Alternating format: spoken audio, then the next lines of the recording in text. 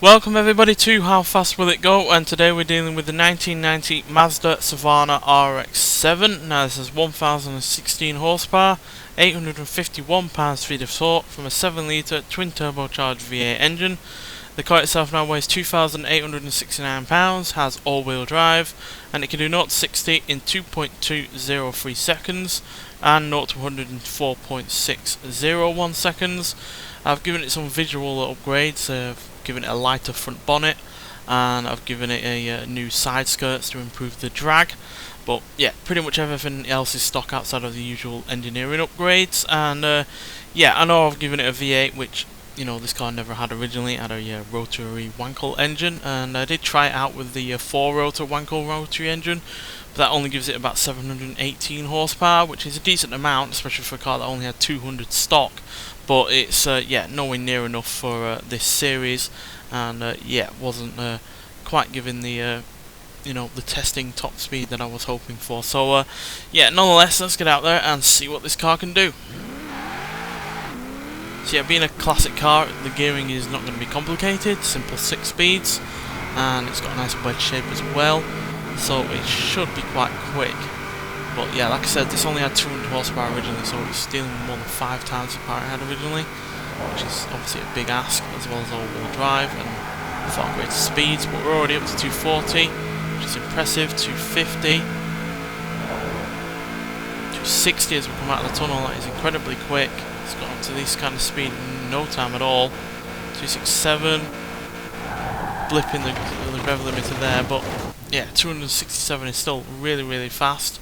And that's actually quicker than the slightly newer Porsche 928 GTS, which we had in the previous episode, as that managed 265,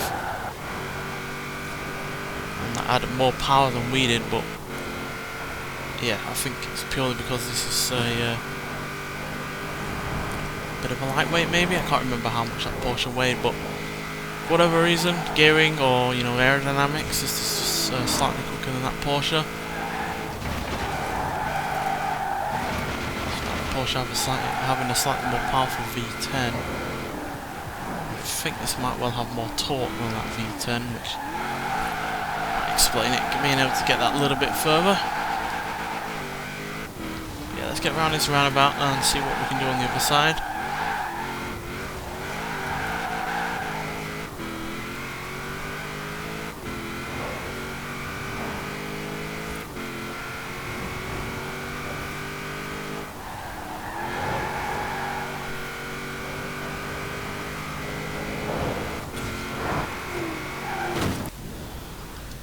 Understeer there, stop me from turning quickly enough.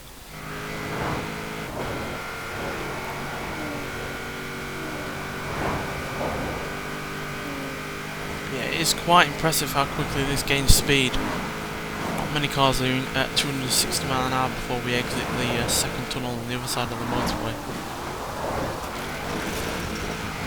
Really the properly quick hypercars from the last few years that have been that kind of fast, whereas this, it's a 31-year-old car now, and yeah, it doesn't weigh much, and it's got way more power than it had originally, but it's still mightily fast. I don't think we're going to be able to replicate that kind of success on this side of the motorway.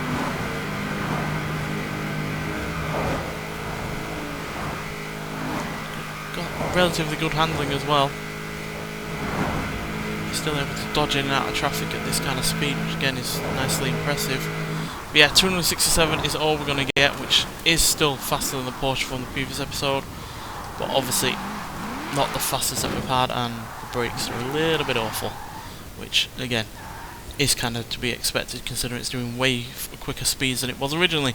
So yeah, 267 means that we match the likes of a Jaguar XFR S, Alfa Romeo 8C Competizione, Pagani Huayra BC, Maserati MC12 Versione Corsa, Mercedes-Benz SLS AMG, Radical RX-C Turbo, Vauxhall VX220 Turbo, Lexus LFA. We are quicker than a same-decade Nissan R390, same-decade Nissan Silvia Case Aero, as well as a Porsche Cayman GTS and the Porsche 928 GTS from the previous episode. But we are slightly behind a Morgan Aero GT, Mazda MT900S, a Mercedes AMG CLK GTR from the same decade as this, Ferrari 512S, and a slightly older Mitsubishi Starion ESI-R, which is also the same kind of shape as this. So yeah, like I said, by no means the fastest car that we've had on this series, but I might be right in saying that this is the fastest Mazda that we've had before as well. Let's just check. Well, we're quicker than the RX-7 GSL SE from 1985, which is also an RX-7.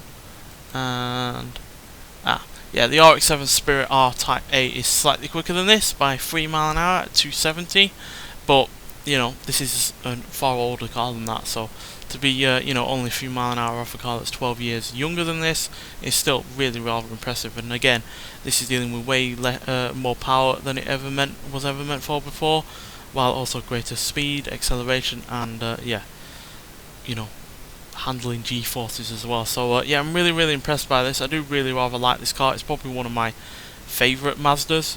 Might well be my favourite RX Mazda from them. Certainly my favourite rotary engine from a powered car from Mazda, which is probably a bit of a controversial choice, but yeah, I do really rather like it a lot. So I am, you know, pleased that it's done as well as it has. Nonetheless, thanks for watching, and I'll see you in the next one. Bye.